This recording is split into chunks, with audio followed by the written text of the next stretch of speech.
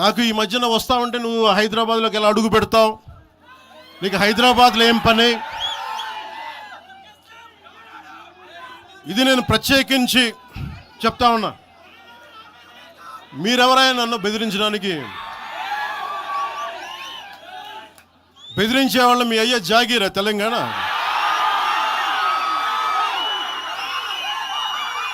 నా మీద దాడులు చేస్తా ఉన్నారు కదా.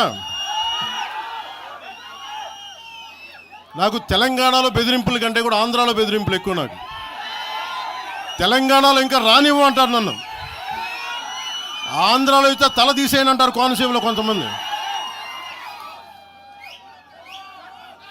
నేను ఓడిపోయినప్పుడు 2019లో ఓడిపోయినప్పుడు మన తెలంగాణ నాయకులు ఒకరే చెప్పారు, అన్నా మా తెలంగాణలో ఉంటే నీకు పరిస్థితి రానిచ్చేవాళ్ళం కాదని చెప్పి. నాకు నిజంగా తెలంగాణ అద్భుతంగా ఉండాలి, యువతకు అద్భుతమైన అవకాశాలు రావాలని కోరుకుంటాను తప్ప నాకు ఇక్కడ కొత్తగా బావుకునేది లేదు, ఏమీ లేదు. బెదిరించే వాళ్ళందరికీ ఒకటే చెప్తున్నాయి. నా ఇంటి ముందు ఎందుకు పెట్టారంటే ఎవరన్నా దాడి చేయాలంటే సంతోషంగా ఇదే నా ఇంటి అడ్రస్, అది మీకు తెలియదు. నాకు అలాంటి భయాలు లేవు. నాకు బాంచన్ సారు కాల్మొక్తా అనే ఉద్దేశం ఉంటే పార్టీ ఎందుకు పెడతామా? అంత భయపడేవాళ్ళంత పార్టీ పెడతామా? మీ ఇష్టానికి మాట్లాడితే మేము భయపడాలా? ఏ రోజున ఒక్క మాట మీకు కేసీఆర్ గారి గురించి కానీ ఇన్ని సంవత్సరాల్లో 12 సంవత్సరాల్లో ఒక్క తెలంగాణ నాయకుడిని ప్రభుత్వం ఏర్పాటు చేసినప్పటి నుంచి ఈ రోజు దాకా ఒక మాటంలా. ఇంకా మా వాళ్ళు తిడతా ఉండేవాళ్ళు, నువ్వు మెత్తబడిపోయి ఏం మాట్లాడలేదని. అడగండి ఒకసారి, అందరిని పేరు పేరున ఒక్కొక్కరిని అడగండి. నీకు పౌరుషం చచ్చిపోయిందా? పౌరుషం చావలా, తెలంగాణ మీద ప్రేమ చావలా. అది తప్పుగా అర్థం చేసుకుంటారు. మీరు అర్థం చేసుకుని నేనేం మాట్లాడిన ప్రస్తుతానికి అని చెప్తా. ప్రజలు కోరుకున్నప్పుడు నేను మాట్లాడతా. ఎంత కమిటెడ్గా ఉన్నాను తెలంగాణ కంటే, జనసేన మా వాళ్ళందరూ ఎదురు చూస్తున్నారు తెలంగాణలో జనసేన ఎదగాలని.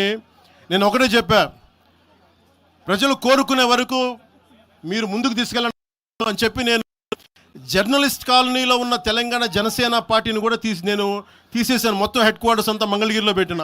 నాకు అంత కమిట్మెంట్ తెలంగాణ మీద. ఎందుకంటే నాకు రెచ్చగొట్టడం ఇష్టం లేదు. తగ్గి మాట్లాడా. మీరు ఎన్ని హింసించినా, మీరు ఎన్ని మాటలు మాట్లాడినా, ఆంధ్ర కొడకని తిట్టినా, అరే నా గుండెల్లో తెలంగాణ ఉంది, మీరు ఎన్ని తిట్టినా నేనేం పట్టించుకో. వైసీపీ నాయకులు, క్రిమినల్ గ్యాంగ్స్ చాలాసార్లు నాకు బెదిరింపులు ఇచ్చినాయి. దానికి మించిన బెదిరింపులు నిజంగా నాకు తెలంగాణ నాయకులు. వైసీపీ గుండాలు ఇచ్చిన బెదిరింపుల కంటే కూడా, చంపేస్తామని బెదిరింపుల కంటే కూడా నాకు తెలంగాణ ఎప్పుడు ఇవ్వాల. అసలు ఈ గొడవ అంతా ఎందుకు స్టార్ట్ అయింది? ఈ గొడవ అంతా ఎక్కడ స్టార్ట్ అయింది? ఒక ఎనలిస్ట్, ఒక విశ్లేషించే వ్యక్తి, ఆయనంటే నాకు గౌరవం, ఆయన మీద నాకు గౌరవం ఉంది. ఆయన తీసుకుపోయి ఓ మీడియాలో మాట్లాడతా అమిత్ షా గారి గురించి మాట్లాడారు. అమిత్ షా గారు నేను మాట్లాడుకున్నామంటే ఆయన విన్నారంటే, ఆయన కూర్చొని తప్పుడు మాటలు మాట్లాడితే దాన్ని ఖండించే. నా మీద మనకు మాట అంటే మన జన సైనికులు ప్రతి చోట ఏదో కూర్చొని ఒక కేసులు పెట్టారు కూడా నాకు తెలియదు. తెలిసిన వెంటనే చెప్పాను, అవన్నీ వదిలేనని చెప్పాను నేను. అవన్నీ మళ్ళీ ప్రెస్ క్లబ్లో పోయి మీరు తిడుతూ ఉంటే, ప్రాంతీయ విద్వేషాలు రెచ్చగొడితే దాంట్లో కూర్చోబెట్టి ఎంతకాలం చేస్తారు? 12 సంవత్సరాలు తెలంగాణ వచ్చిన తర్వాత ఇంకా తెలంగాణలో ఉపాధి లేకపోయినా, ఏమి లేకపోయినా దానికి ఆంధ్రుడే కారణం, దానికి పవన్ కళ్యాణే కారణం. పరిశ్రమల్లో ఈ లెక్కల్లో ఇంక మీరు ఎప్పుడు మీరు ఎన్ని చేసినా ప్రతిదానికి ఎక్కడో చోట తెలంగాణ ప్రజలు ఇది గ్రహించాలి. ఉద్యోగాలు రాకపోయినా, ఉపాధాలు రాకపోయినా ప్రతిదానికి ఆంధ్రోడు కారణం అంటే, ఆంధ్ర ప్రజలు నిజంగా ఎందుకు వస్తారు ఇక్కడికి? తెలుగు చిత్ర పరిశ్రమ ఎందుకు వచ్చింది? ఎక్కడో మద్రాసులో ఉండే తెలుగు చిత్ర పరిశ్రమ ఇక్కడ రావడానికి కారణం తెలంగాణ ప్రత్యేక రాష్ట్రం కావాలని కోరుకున్న నాయకులు చెన్నారెడ్డి గారు తీసుకొచ్చారు ఇక్కడికి. ఆయన తీసుకొచ్చారు ఇక్కడికి. 50 సంవత్సరాలు కలిసి ఉన్న రాజధాని. ఇక్కడ సడన్గా పోయి మీరు ఇక్కడ రాకూడదు అని కొంతమంది నాయకులు, ప్రజలు, తెలంగాణ ప్రజలు వేరు. నేను మొదటి రోజు నుంచి చెప్తా ఉన్నా, పాలకులు వేరు, ప్రజలు వేరు. తెలంగాణకి అన్యాయం చేసిన పాలకుల్ని, దాంట్లో పవన్ కళ్యాణ్ కూడా, వాడిని కూడా ఉరిదీసాను పర్లా. పాలకులు వేరు, ప్రజలు వేరు. మీరు పాలకులను తిట్టుకున్న ప్రజలను తిడితే, విద్వేషాలు రెచ్చగొడితే ఈ దేశం ఎటుపోద్ది? సూరత్లో తెలుగు ప్రజలు ఉన్నారు. రేపొచ్చిన గుజరాతీ మనుషులందరూ గుజరాతీస్ అందరూ కూర్చొని తెలుగు వాళ్ళు ఇక్కడ ఉండకూడదంటే కుదురుద్ది అక్కడ? నాందేడ్లో ఉన్న తెలుగు వాళ్ళు, షోలాపూర్లో ఉన్న మన తెలంగాణ తెలుగు వాళ్ళు అందరూ కూర్చోబెట్టి మా మహారాష్ట్రీయులు తిరగబెడితే ఏమవుద్ది? దేశం నిలబడద్దా? దేశం ఒకటిగా ఉంటుందా? ఎంతకాలం తిడతారు? ఎంతకాలం? నేను అమిత్ షా గారిని అన్నారని చెప్పి నేను మాట్లాడగానే కూర్చోబెట్టి ఒకళ్ళు దానికి చిలవలు పలవలు చేసి, నాకు తెలంగాణ అంటే పడదు, నాకు వీళ్ళంటే పడదు, వాళ్ళంటే పడదు, ఇన్ని సంవత్సరాలు 12 years కూర్చోబెట్టడం, మేము ఒక చెరువుని కబ్జా చేసామంట. నాకేం పనిలేదా? నిజంగా మీరన్నట్టుగా కబ్జా చేస్తే ఇల్లు తగలబెట్టారో నాది వచ్చి మీరు ఉంచుతారా నన్ను? ఒక్కొక్కళ్ళు కూర్చోబెట్టి 111 జీవోలు ఏమేం చేశారు అటు చూసిపోండి, అటు చూడండి. నిజంగా ఈ రోజున తెలంగాణ రాష్ట్ర ముఖ్యమంత్రి గారికి చెప్తున్నా, రేవంత్ రెడ్డి గారికి చెప్తున్నా, ఆయనంటే నాకు ఇష్టం,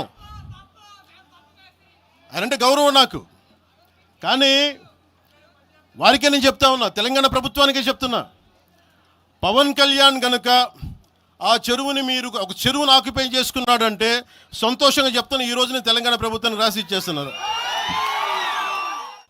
12 సంవత్సరాలు 1200 మంది ఉద్యమకారులు పైగా చనిపోతే వాళ్ళ మీద గౌరవార్థం నేను ఎప్పుడు ఒక్క మాట మాట్లాడాలి తెలంగాణ, ఒక్క మాట. నాకు అంత ఇష్టం నాకు తెలంగాణ.